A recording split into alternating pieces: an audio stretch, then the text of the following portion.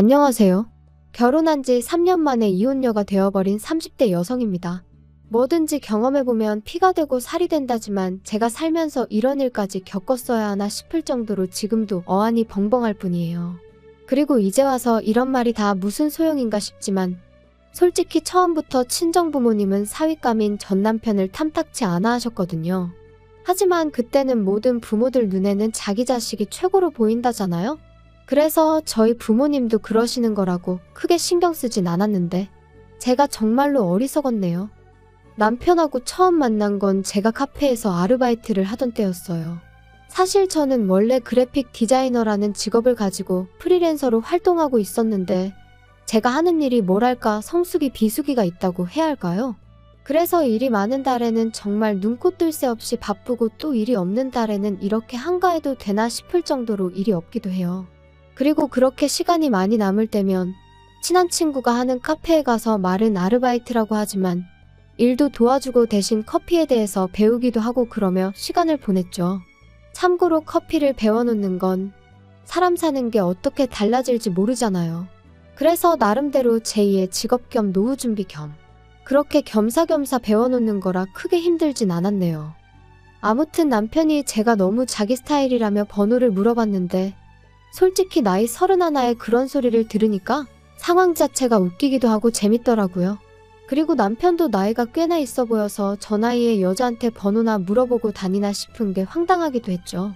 그런데 나중에 친구가 하는 말이 카페에 종종 오는 손님인데 한 번도 그러는 걸 본 적이 없다며 카페에서 커피 마시면서 책 좀 읽다 가는 게 전부라고 그냥 한번 만나나 보란 식으로 말을 하대요. 그리고 사실 저도 그 무렵엔 연애는 해야겠는데 어디서 만나야 할지 감은 안 와서 그렇다고 어디다 소개팅 좀 해달라고 하자니 부담 주는 것 같아서 껄끄럽고 아무튼 생각이 많았거든요. 그래서 며칠 고민하다 결혼하자는 것도 아닌데 그래 한번 만나나 보자 그렇게 된 거였어요. 그리고 카페 밖에서 만나서 얘기를 좀 해보니까 남편도 나름대로 며칠이나 고민하다가 용기를 내서 제 번호를 물어봤던 거더라고요. 아무튼 이후로 저희는 커피와 책을 주된 주제로 하며 자주 시간을 보냈는데 솔직히 몇 년을 알고 지냈던 것처럼 대화가 잘 통했어요. 그리고 서로 공통된 주제가 있다 보니 같이 있는 시간은 늘 즐거웠고 헤어지기가 아쉬울 뿐이었죠. 그래서 사귄 지 1년이 넘어가면서는 자연스럽게 결혼 이야기까지 주고받게 되었는데 하루는 남편이 그러더라고요. 실은 자기한테는 아픈 형이 있다고요. 남편의 형, 그러니까 아주버님은 남편보다 2살이 많았고 남편과 사이도 좋았다고 해요. 명문대를 다니던 시부모님께는 누구에게라도 자랑하고 싶은 그런 아들이자 남편에게는 존경하고 따를 수밖에 없는 형이었다면서요. 하지만 아주버님 나이 23, 친구들과 떠났던 여행에서 불의의 사고를 당했고 이후로는 침대를 벗어날 수 없는 상황이 되었던 거죠. 아버님 또한 하시던 일마저 그만두시고 아주버님을 돌보게 되셨고요. 참고로 어머님께서는 입버릇처럼 당신은 원래 몸이 약해서 힘든 일은 못한다 하시는 분이세요. 그리고 그건 아픈 아들 앞에서도 예외가 없으셨죠. 게다가 그때도 그렇고 제가 남편과 결혼한 이후까지도 병원에서는 다시 일어나는 건 거의 불가능이라고 이야기를 했지만 시부모님은 희망을 버리지 못하셨어요. 그리고 그런 부모의 믿음을 솔직히 어느 누가 비난할 수 있겠어요? 그저 듣는 내내 안타까울 뿐이었죠. 그리고 저는 솔직히 이런 상황을 제가 이해하기만 한다면 저희가 결혼하는 데는 아무런 문제가 없을 줄 알았습니다. 하지만 정말 넘어야 할 산은 그게 아니더군요. 왜냐하면 다른 사람도 아닌 시부모님께서 남편과 제 결혼을 반대하셨으니까요. 어떻게 장남인 아주버님이 아직 장가를 못 갔는데 둘째가 먼저 갈 생각을 하냐면서 말이에요. 그런데 현실적으로 아주버님은 결혼을 논할 상황이 아니었으니 황당할 수밖에 없었죠. 게다가 여기서 끝이 아니었습니다. 그제서야 알게 된 또 하나의 사실은 남편은 그동안 어머님이 자기 월급을 맡아서 관리해주고 계시다면서 저에게 늘 한 1억 정도는 모아져 있을 거라고 했거든요. 거기에 자기 생각엔 그래도 아들이 장가 가는데 설마 하나도 안 해주시겠냐며 5천 정도는 해주실 거라는 거예요. 어머님이 몇 번 직접 말씀하신 적도 있다면서 말이죠. 하지만 웬걸요. 5천을 보태주시기는커녕 그 1억도 못 주신다고 나오셨어요. 너는 아픈 형을 두고는 결혼 소리가 나오냐? 장남인 형이 먼저 장가 갈 때까지 잠자코 기다려. 이래는 다 순서가 있는 법이야. 너 여자의 환장에서는 그러는 꼴라는 못 본다. 괘씸해서 1억도 못 줘. 솔직히 처음엔 정말 남편이 몰랐을까? 알면서 내 앞에서 쇼를 하는 건 아닐까? 저도 사람이니까 실망스러운 상황에 속이 상하면서 한편으론 그런 비뚤어진 생각까지 하게 되더라고요. 그런데 하루는 남편이 정말 제 앞에서 주저앉아 엉엉 우는데 그 우는 소리가 쥐어짜내는 게 아니라 정말 우라가 치밀어서 자기 감정을 어떻게 주체를 못해서 우는 소린 거예요. 그리고 그런 모습까지 보고 나니까 남편이 그냥 너무 불쌍했던 거죠. 그래서 제가 어떻게든 책임져 줘야겠다. 어머님 아버님으로부터 구해와야겠다는. 지금 생각하면 진짜 오지랖도 그런 오지랖이 없는데 그런 다짐을 했다니까요. 그래서 결국 결혼까지 밀어붙였어요. 남편도 저한테 너무 고맙다면서 자기는 이제 가족은 저 하나뿐이다 생각하고 살겠다 뭐 그런 소리까지 해댔고요. 사실 저희 친정이라고 경제적으로 얼마나 넉넉한 건 아니었습니다. 하지만 그래도 저나 친정 부모님이나 도움은 못 줄 망정 서로 부담은 주지 말자는 주의였거든요. 그러니 저는 처음부터 친정에 손을 벌릴 생각도 없었고 친정 부모님도 도와주지 못해 미안하다 하셨지만 서운할 것도 없었죠. 그리고 참고로 저는 모아둔 돈도 8천 정도 있었고 비록 8평의 작은 오피스텔이지만 제 소유의 집도 있었어요. 그래서 남편한테 그냥 몸만 오라고 대신 앞으로 당신 월급 관리는 내가 하겠다 했더니 그러라고 하더라고요. 결혼식을 올린 이후로 솔직히 시댁과 금전적인 거래는 아무것도 하지 않고 싶은 마음이 굴뚝 같았는데 남편이 그래도 누워만 계시는 아주버님은 솔직히 자기한테 뭘 잘못한 것도 아니고 그래서 아주버님 병원비라도 얼마 보태드린다는 마음으로 얼마는 보내드렸으면 하는 눈치더라고요. 그리고 그런 남편의 마음까지 제가 이래라 저래라 할 일은 아닌 것 같아서 남편의 의견을 따라주기로 했네요. 매달 30만 원씩 보내드리기로요. 그런데 이 일로 다시 한번 시부모님께서 난리가 나셨습니다. 지 형 알기를 우습게 알아서 장가도 지멋대로 먼저 가버리더니 이제 지 부모고 형이고 눈에 뵈는 게 없어서 돈이냐고 꼴랑 30만 원을 보내냐? 거지한테 적선하는 것도 아니고 이게 경우냐? 한편 그래도 또 시간은 흘러 저희가 결혼한 지 어느덧 8개월이 지나가던 때였어요. 이때는 이미 왕래랄 것도 없었고 그저 명절이나 생일처럼 그냥 넘어가기 어려운 날에만 시댁에 가 밥 한 끼 먹고 오는 게 전부였지요. 참고로 음식은 다 제가 해갔고 용돈도 챙겨드렸습니다. 한 번도 고맙다 수고했다 소리는 못 들었지만요. 그리고 그날은 아버님 생신이라서 미역국에 갈비잡채에 오로지 남편 기 살려주겠다는 생각으로 양손에 바리바리 싸들고 시댁을 찾았어요. 이건 짜네 이건 다네 불평불만을 반찬 삼아 입으로 들어가는지 코로 들어가는지도 모르겠는 식사를 하던 때였습니다. 어머님께서 갑자기 기도원 이야기를 꺼내시더라고요. 아는 분이 그 기도원 원장인데 엄청 유명한 사람이라면서 환자들이 그 기도원 원장하고 눈만 마주치면 온몸의 병이 싹 다 낫는다고 하더라나요? 그러자 남편이 그게 말이 되냐면서 어머님한테 핀잔을 줬어요. 그거 다 사기라고 누가 그런 소리를 하더냐며 말이죠. 하지만 어머님께선 네가 만나봤냐고 너는 뭣도 모르면서 왜 재수없게 그런 소리를 하느냐며 화를 내셨습니다. 뭣도 모르는 놈이 나서기는 니들이 데려가 달라고 해도 나는 니들은 안 데려가.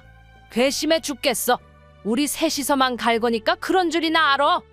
어머님, 그런데 혹시 비싸지는 않나요? 잘 알아보신 건지. 혹시 위치가 어디예요? 근처에 병원은 있어요? 그래야 아주버님이 혹시나 상태가 안 좋아지시면 바로 병원으로 옮길 수 있지 않을까요? 너는 왜 생각을 안 하냐? 가서 원장님하고 눈만 마주치면 병이 싹 다 낫는다는데 병원을 왜 가? 병원이 왜 필요하겠냐? 나는 너랑 말 몇 마디만 하면 답답해서 짜증이 나. 그런데 문제는 집에 돌아와서 남편과 함께 찾아보니 기도원 입소 비용이 자그만치 2억이었어요. 그리고 저희 시부모님한테 그런 큰 돈이 있을 것 같진 않았거든요. 남편은 결혼할 때 자기 돈 1억도 안 주더니 2억짜리 기도원에 간다는 게 말이 되냐며 분통을 터뜨렸습니다. 당장이라도 쫓아가서 다 뒤집어 엎고 싶다며 분을 삭히지 못했죠. 하지만 제가 말씀만 그렇게 하셨지 비용은 모르고 계신 거 아니겠냐. 안 가실 수도 있으니까 일단은 지켜보자며 남편을 달랬어요. 그런데 차라리 쫓아가게 내버려뒀어야 했던 건지. 그 대화가 오가고 2달도 안 돼서 어머님이 정말 아버님 아주버님과 함께 기도원에 들어가셨거든요. 그래서 설마 하는 마음으로 어머님 댁 등기부등본을 확인했더니 그나마 어떻게 보면 어머님 아버님의 전재산이라고 할 수 있는 그 아파트 한 채를 파셨더라고요. 보다 못한 제가 결국 남편을 설득해 남편과 같이 기도원에 찾아갔어요. 그리고는 저희를 안 보겠다 하시는 어머님을 붙들고는 집을 파시면 어떡하냐 물었습니다. 기도원에서 나오시면 어디서 지내시려고 이러시냐고. 그리고 그때 제 마음은 어머님이 후회한다 도와달라 그렇게만 말씀해 주시면 수단과 방법을 가리지 않고 정말 대로변에 드러누워 시위를 하는 한이 있더라도 시부모님의 전재산 어떻게든 찾아드리려고 했어요. 정말 이를 갈고 작정을 하고 갔거든요. 그런데 어머님 말씀이 우리 잘난 장남은 이제 곧 다 나사서 멀쩡해질 거다. 그러면 저 잘난 머리로 돈 벌어오는 건 일도 아니야. 둘째 너가 주는 그 잘난 30만 원 다 필요 없다. 너도 네 형이 얼마나 잘나고 똑똑한지 알지? 나는 걱정은 요만큼도 안 된다. 그러니까 쓸데없는 소리 하지 말고 와서 기도하는데 방해 좀 하지 마라. 부정 타면 재수 없다고. 그런 어머님한테 저희가 무슨 말을 더 할 수 있었겠어요. 그래서 그때 처음으로 남편한테 제가 나는 시부모님한테 정말 두 손 두 발 다 들었다. 이제 나한테 아무것도 바라지 말라 했습니다.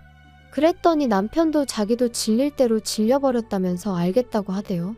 그래서 전 정말이지 남편이 제 노력을 알아주고 있다고 믿었고 우리의 뜻이 같다고 확신했었는데 황당하게도 기도원에 들어갔던 세 사람은 1년 만에 기도원에서 쫓겨나듯 나왔습니다. 알고 보니 기도원 입소 비용은 1년마다 새로 내야 하는 거였는데 시부모님 형편에 또 한 번 2억을 만든다는 건 어림없는 일이었으니까요.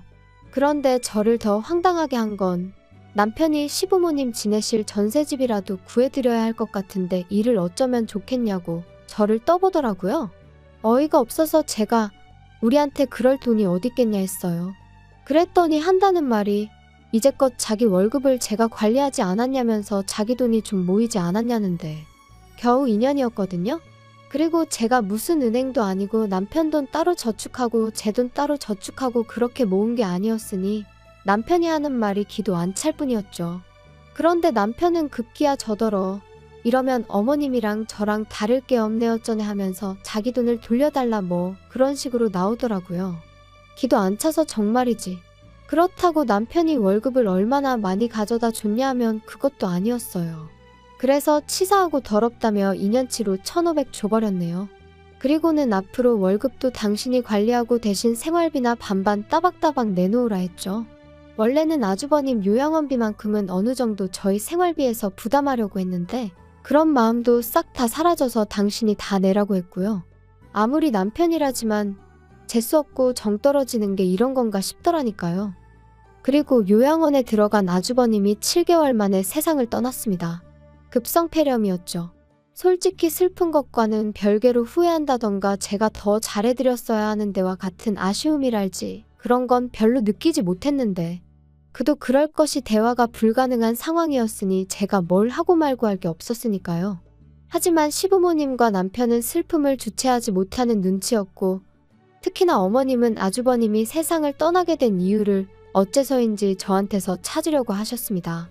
이게 다 며느리인 제가 남편의 월급을 한마디로 돈줄을 쥐고서는 조종을 한 탓에 남편이 예전처럼 넉넉히 경제적으로 지원해주지도 않았고 그러니 차도가 없어서 기도원에도 가게 된 거고 기도원에 가서 돈을 잃게 된 것도 그러니 저 때문인 거고 요양원도 저 때문에 더 좋은 데로 보내지 못했다면서 전부 다 제 책임이라고 이게 다 반대하는데도 결혼하겠다고든 저 때문이라고요.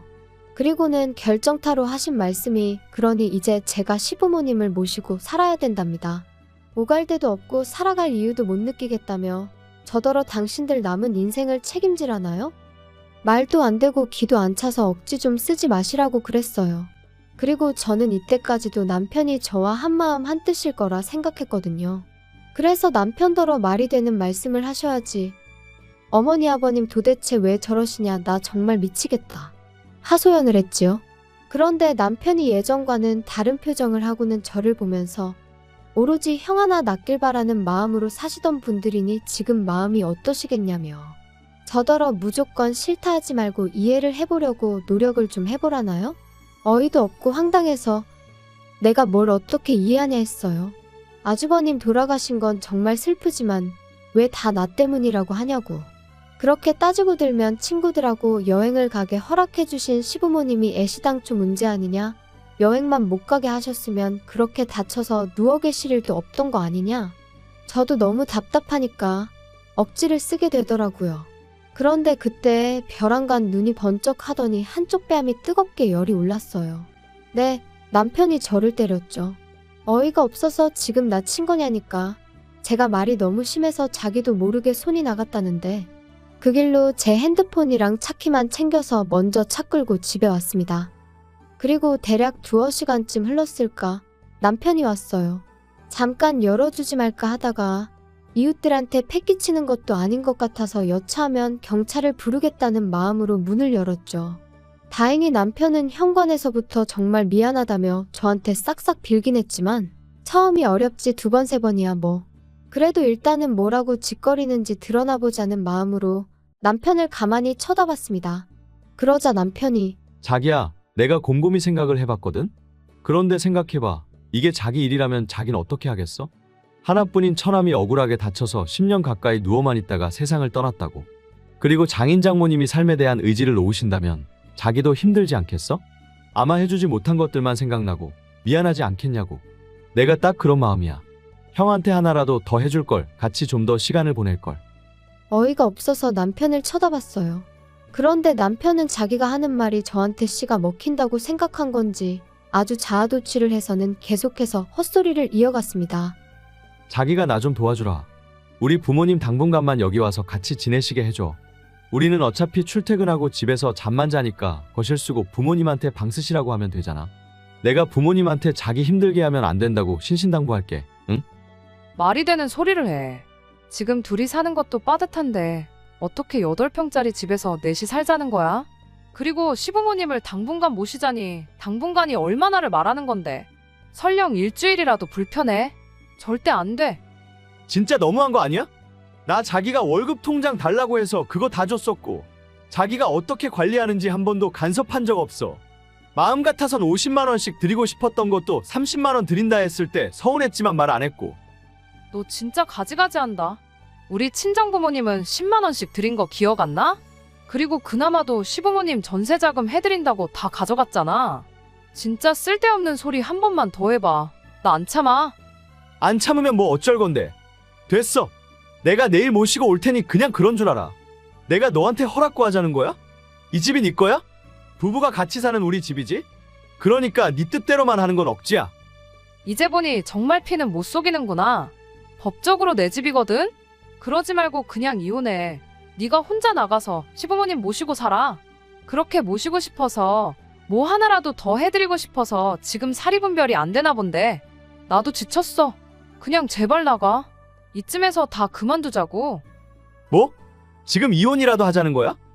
그리고 저는 결국 친정아버지와 남동생에게 전화해 집으로 와달라고 했어요. 제가 살면서 아버지나 동생에게 그런 부탁을 한 적은 단 한 번도 없었기에 두 사람 다 바로 거절 않고 오겠다 해주었고요. 그러자 남편도 쫄았는지 저더러 치사한 애어쩌네 해댔고 저는 그렇게 도망가려는 남편을 붙들고 늘어졌습니다. 친정아버지랑 동생 앞에서 이혼한다 소리를 확실히 들어야겠단 마음이었거든요. 그렇게 한 1시간 정도 실랑이를 했나 친정아버지가 먼저 도착하셨어요. 그리고 얼마 지나지 않아 동생도 모습을 보였죠. 두 사람 다 험악한 표정으로 어떻게 된 거냐 자초지종을 묻길래 남편이 나랑 상의도 없이 시부모님을 모셔오려고 한다. 시부모님은 내가 아주버님을 죽였다는 식으로 몰아가신다. 나 때문에 이 집안에 불행이 닥쳤다는 악담을 해대는데 어떻게 같이 사냐. 게다가 나 뺨도 맞았다. 그리고 제가 맞았다는 소리에 말릴 새도 없이 남동생 주먹이 남편 얼굴에 내리꽂혔습니다. 네가 뭔데 내 누나한테 손을 대냐고요. 이후로도 계속 남편을 두들겨 패려는 남동생을 저랑 아버지가 정말 간신히 말렸어요. 그리고 결국 남편과 저는 이혼했습니다. 제가 협의 이혼을 해주지 않으면 그때는 이혼 소송을 할 거고 그러면 어떻게든 위자료까지 받아내겠다고 찾아보니 당신 월급을 내가 가압류할 방법도 있겠더라고. 솔직히 그 과정이 쉽지는 않다고 했지만 변호사에게 들은 내용 중 좀 먹힐 만한 것만 남편에게 며칠이고 쏘아댔거든요. 그랬더니 남편이 지레 겁먹고 협의 이혼 해주더라고요. 혹시나 숙려 기간에 어디서 뭘 듣고 와서 마음을 바꿔먹을까 어찌나 불안하던지 정말 시한폭탄이 따로 없다 싶었죠. 그리고 마침내 완전히 남남이 되었을 때 저는 제 오피스텔을 팔고 지금의 집으로 이사를 했어요.